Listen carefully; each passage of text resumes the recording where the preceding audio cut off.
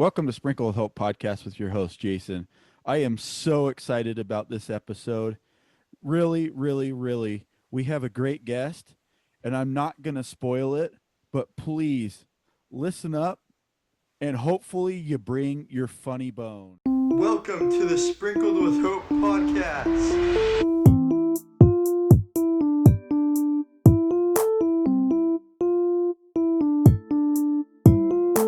This is Jason. And this is Shane. And it's podcast time.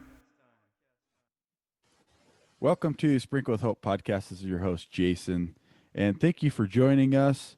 Again, we have an awesome guest, as always, but today it is Shane Baller. Glad to be here. Me and Shane have been thinking, and we just thought, again, I had done an episode where Shane interviewed me, and we just thought it'd be great for our audience to connect to us and just get to know us a little bit better. The things that we've struggled with, the things that we've done well in life, and so, without further ado, Shane, what are you most excited about in your life right now? Really, this podcast is bringing me a lot of happiness and joy, and I am very excited the direction that we're going. You and I often talk about building it brick by brick, and I truly believe that. I am very excited about that. There's some personal things in my life that I'm also very, very excited about. Just some things that have come up in the last little bit that make me look forward to the future. But the podcast really is something that that I'm very excited about. Yeah, is there anything that you'd like to share about why you enjoy podcasting and what brings you that joy? Yeah, that's a good question. A few years ago, I just decided it was time that I start being more vocal about how I feel about being positive and uplifting. And so I started sharing those messages on social media. And this is just another way to do that. And of course, we're learning as we go, but it really has brought me a lot of happiness to see how far it's reached already. I mean, India is blowing up for us. We're in something like 19 countries, and excuse me, it's an awesome way to see how much one person can affect the world. I honestly believe that. And so bringing our messages of hope and positivity and love, it really is making a difference to the world, and that's awesome to see. Yeah, I totally agree because I think that one person can make a difference, and it's how you push through all of the adversity that comes when it comes your way, because that's just life, right? I mean, you're Yeah, going to have, yep. seems like for every good thing, there's going to be a bad thing that's going to happen too, and it's just how we look at it and how we perceive it and things like Yeah. that. So I like that. I like that answer. So, what do you think is the hardest thing that you've had to overcome, and what did you learn from it? Really, it really truly is my divorce. Yeah. That is a tough thing. I mean, people say that death is hard, and that is hard. I am not saying that death isn't hard. But death to me is, and our grandmother passed away a few weeks after I was divorced, and that was, we mourned about that, but then we move on. And I wake up every single morning and I'm still divorced. Right. Of course, I'm remarried, but it was a tough thing to go through. It really was. I have seen that it still is impacting our family, but I have hope that these things will turn around, and that hard thing that I've gone through will become something that is a valuable lesson in life. I believe that you can choose to see good in everything. Yeah. And so, of course, it was hard. It still is hard. It's been over 18 years that I was divorced, but I'm learning things from it. And I'm taking that mindset that yes, it is hard. It is. It really is hard. I don't wish it upon anybody. But we can learn from those lessons. And if we choose to do that, Yeah, absolutely. I totally agree because I think that, when we every single one of us has a choice.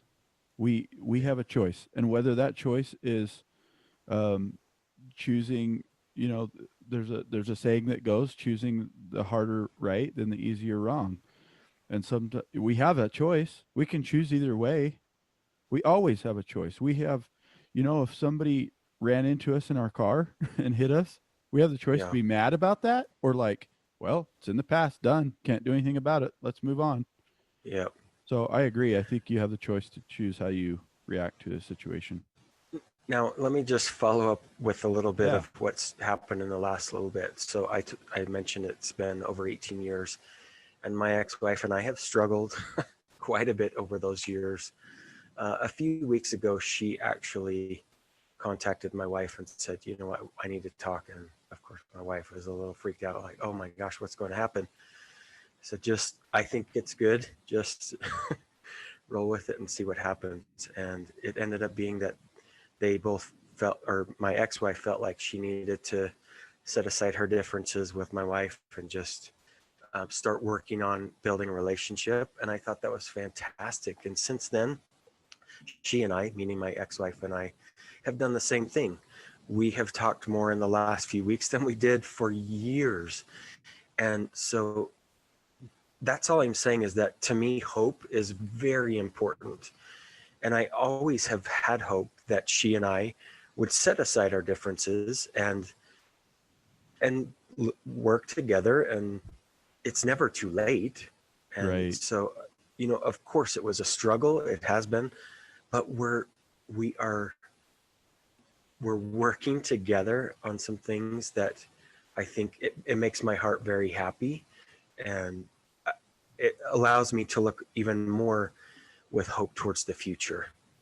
Yeah, I like that. And speaking of hope, how has hope changed your life? Like how has that affected you in a way? It really changes my life. I looking back when I was a teenager, I don't know that I looked at hope the same way that I do today. But to me, it's something that I can hold on to, that allows me to be positive towards the future. No matter what's happening today, it can be a hard moment, it can be a struggle that you're going through, it can be a trial that you're going through. But for me, that hope that I have allows me to see the future in a very bright way. There's a lot of things that are going on in the world that might bring a lot of people down, but I choose to look at it another way and say to myself, the hope I have inside of me allows me to be more positive. And that doesn't mean we're not going to struggle, or we're not going to, bad things aren't going to happen. But I have hope and desire that things in the future are going to be much, much better. Yeah, absolutely. I love that. So a little change of gears here. What are you most grateful for in your life right now? There's so many things. I could simply say that I woke up this morning. That's a huge thing to be grateful for. But I have to say it's my family. My family Yeah. means everything to me. I would not be where I am without my family. And that's my wife, my kids, my extended family, my siblings, my in-laws. And it's reaching out now to be a podcast family. But when I'm talking specifically about my family, it is my wife and my kids, and Yeah. that those that are very close to me, they mean the world to me. Yeah. Yeah, I love gratitude. I love talking about gratitude because I think, when we can center ourselves in gratitude, the world is just better. Yeah. Even if it's a hard thing, right? We can find Yeah. gratitude in those things. We can be grateful for the hard times too because it's taught us lessons, right? Right. So, what is the biggest lesson you've learned in the last 12 months? The biggest lesson I've learned is, honestly, if you want something, just go do it. Don't wait or don't plan to do it. Just go do it. And I say that because, I've kind of teetered with the idea for years of being a motivational speaker. And you and I have talked about it. Right. I brought it up to my wife, and so it's been something that I've wanted for a while. And it just felt like this year was we've got to go for it. We've just got to jump in. So the lesson I'm learning still is that if you really want something, just jump and figure out some of the stuff later and just do it. That is really what I'm learning, or what I've learned in the last 12 months is, if you really want something, stop planning for it, just jump. Yeah, and I think it goes back to that you know topic of action, right? That we've talked Yep. about so much, that if you really want something, why wait for it to come to you? Start doing little things to work towards that particular thing. If it's a lofty goal, then do the little steps to get to that thing, right? Yep. If it's so big that you can't get it, right, and you feel like it's so far away, just do these little steps along the way. Yeah. um, and so I totally agree. So, we've had a lot of really fun times together and whatever. But what's your funnest, most memorable experience you've ever had in your life that was like the funnest thing you've ever done?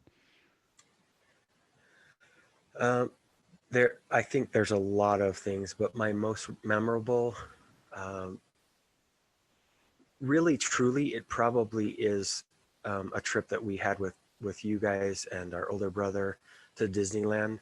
That really, to me, was amazing, really. And I've been to Disneyland a lot of times. It was your kid's first time, I think. Yeah.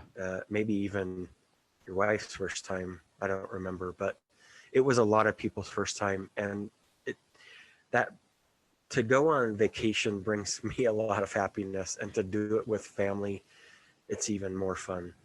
Um, so that really was a memorable thing. There were a lot of things in that trip that are very memorable. I got pins. I got pins. Yeah. Just so fun. So that was one of them. Um, Also having 4 kids, that is such an amazing thing in itself, to see those children be born. And our last 2 were complete miracles. Yeah. They were born very, very tiny. My 15-year-old was 3 pounds. My 11-year-old daughter was 4 pounds. And after we had our 15-year-old, the doctor told us we have about a 1% chance of ever having a child again. And so to have a girl, it was a complete miracle. So that also was some very memorable Yeah. times in my life. Yeah. And I it kind of sparks a memory of something Amberly Lago said, that 1% chance. And Yep. you guys held on to that and had your daughter, which she's amazing. I love her. She's awesome. And the world is blessed because of her being Yep. in it, right? And so Yep. she can be that 1%, right? Yeah. Yep. She can be the hope that we hold on to. For So, sure. what's a time in your life where maybe you did something really silly that caused you to maybe embarrass yourself or look a little funny, and but that you enjoyed, right? I have to tell this story because it really, looking back, it's hilarious. At the time, it was not funny. I was very embarrassed. So I was 19. I had just gotten to Germany, and was serving a mission for the church, and we had taken bus out way out into the out out of the city that we were in, and it was like, I don't even know, it was probably a 45-minute bus ride. So we're out there, we're knocking on doors, and I just felt like we'd been out there almost the whole day, and I felt like, oh gosh, my stomach is starting to hurt a little bit. And I thought it might be just because I was hungry or something, but we go to the bus stop and we realize, okay, the bus has like 5 minutes to get there. I'm like, oh my gosh, I'm feeling sick. I am really sick. And the bus turns the corner and I just lose it. I have diarrhea and I just lose it. It's all in my pants. And I'm like, now what am I going to do? I got to get on the bus because they only come like every hour and a half. So I have to get on this bus. So I get on the bus and I didn't sit down. I just stood on the where they normally put like strollers and bikes and such. And every person that got on the bus that day was checking their feet for smell. I was like, did we step in dog poop or what? I was so embarrassed. So we get back to the apartment and the companion I was with is like, what are you doing in the bathroom so much? I'm like, just leave me alone. Just stop it. Knock it off. I was so embarrassed. But looking back on it, it's hilarious. It's like, it's such a funny thing. And I'm not the only one that's happened to. Right. It was very embarrassing going through because I spent 45 minutes on a bus standing there with diarrhea in my pants. But it really is a funny story, and that's one of the things that is complete embarrassment but funny now. Yeah, and I think, you know, if you can't laugh at yourself now, right? Like that story is hilarious. Every time I hear it, I almost start crying because it's so funny. We have to laugh at ourselves. Oh, absolutely. But I'm sure at the time you're like, oh my gosh, I just So want to be done. embarrassing. This is it. This is I'm over this, right? Yeah. Oh gosh. Let's go faster. Yeah, that's awesome. So thanks for sharing that. Give everybody a laugh, I hope. So I hope so. Yeah. So is there anything that you'd like to share with our audience that, you know, about you that they just really may not know other than what you've already shared?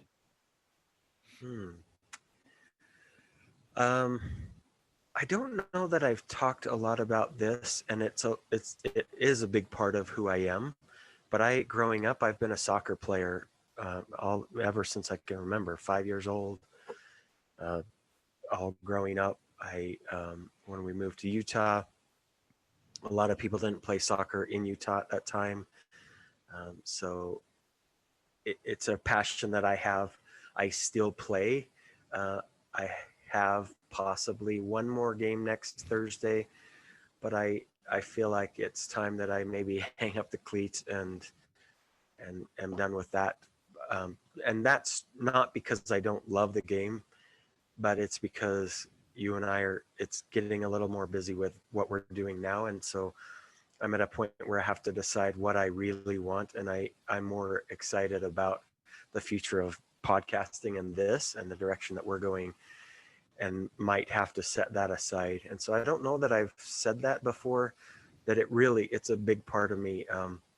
When I was a senior in high school, I was selected to be on the very first Utah All-Star team, which was a huge thing for me. I never thought that would ever happen to me. I loved soccer, and it's been great for me. And so that was a huge accomplishment.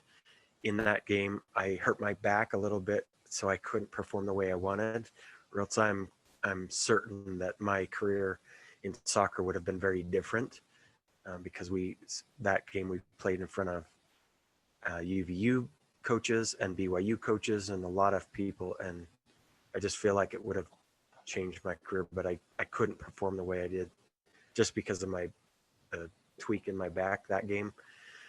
But I don't think I've said that to our listeners, that I play soccer, and it's a passion. I love it. When I was in Germany, love it. They shut down the cities when soccer is happening, and just a few years ago, my wife and I were able to go back to Germany and go to a soccer game, and it was amazing. Yeah, sure, it was So that's phenomenal. something that I Yeah, don't think our listeners know. yeah. And thanks for sharing. I actually remember going to that game as a kid, and they had the news there and everything. It Every was a big deal. it Uh, was. that particular game, I remember I got like a patch for it from our local news station that was there Yeah, reporting on it. Had like a yeah. special patch that they had made. So that's really cool. So you and I, we kind of grew up together in the same household. What's a fun memory that you remember you and I when we were kids, and maybe an interaction we had together or whatever as kids in the same household? Yeah, the one thing that comes to mind that we did often, because you were a little bit younger than Troy and I, our older brother, and I loved doing this. I absolutely loved it. We took all of the cushions off the couches and we put them in front of Troy and I, and then we stuff you full of pillows and say, "Okay, Jason, run as fast as you can towards us, and we're gonna just tackle you." And we would just pound you. We would just nail you, and you'd go flying back, and you'd get up and do it again and again. It was such a simple thing, but it was so fun. I mean, there, Troy and I were standing like a brick wall, and you're I don't know 7 years younger than I am, and so back then you were a little one. Yeah. We would just pound you, and you'd get up laughing, and because we'd stuff you full of pillows so you wouldn't get hurt. It was such a simple but fun thing. It really brought, when you asked the question, it brought back some great memories. So that's one thing that I don't know if you remember that, but to me it just was such a fun thing to we did it all the time. Yeah, actually, I had almost forgotten about it till you reminded me. But I totally remember doing that, stuffing my. I looked like this big old chunky kid, with Yep, pillows stuffed yep, all the way up front to my and neck. back. Yep, Yeah, and I would just try to run through the doorway of your yep. guys' room. That was awesome. What a Yeah, great memory. yep. Yeah, thanks for sharing that. Shane, this has been a fun episode. We've talked about, some funny things. We've talked about some difficult things. We've talked about some great things. So hopefully our listeners got to know you a little better, get to know Shane and what he, his life and what's happening. And so Shane, is there anything right before we end? Is there anything you'd like to just leave with our listeners before we end this session? um Again, going back to what I said, when you said what's the thing that you've learned in the last 12 months, and I said just jump and go for it. That really is an important lesson, and it can be anything. It can be I've wanted to um, go after this job, or I want to climb a mountain or something, anything. It can be, it doesn't have to be life changing. Right. It can be something that's simple, but if you've always wanted to do it, just go for it. Jump in and figure out all the stuff later, but just go for it. I can't emphasize that enough. I think we often in our mind we hold ourselves back, and I think we all can do much better at just jumping in and going for things. Yeah, and I think it brings up a quote, and let me just share this with our audience, just because it kind of brings to mind something. And I had shared this with you a couple of days ago, but it said, Miles Monroe said, "The graveyard is the richest place on the surface of the earth because there you will see the books that were not published, ideas that were not harnessed, songs that were not sung, and drama pieces that were never acted." And I think even beyond that, it's the things you didn't accomplish, right? If it's going on a trip with your family to Disneyland, then do it. If Yeah. it's, you know, one of the things I really want to do is go to Bali, or to one of those amazing islands, Bora Bora. Yes, Awesome, please. right? So that's on my list of things to do. I'm trying to work to do that. I would like to do it with my wife, and so Yeah. that's one of the things we're trying to work on. So I agree with you 100%. Just take the action today. Do something to at least work towards it, if it's a big lofty goal or whatever. So Yeah. thank you so much, Shane, for all your words, your encouragement. Just being you. I appreciate you. I've always looked up to you as my older brother, and so and we have a pretty great family. We do. So we have a great older brother, some great younger siblings. I have a great older sister, and so I'm so grateful for my family and for the times that we've had. Yeah, same. Exact same. This is Sprinkled with Hope. If you liked this episode, please share it with a friend. If you like our podcast, please give us a review or rating.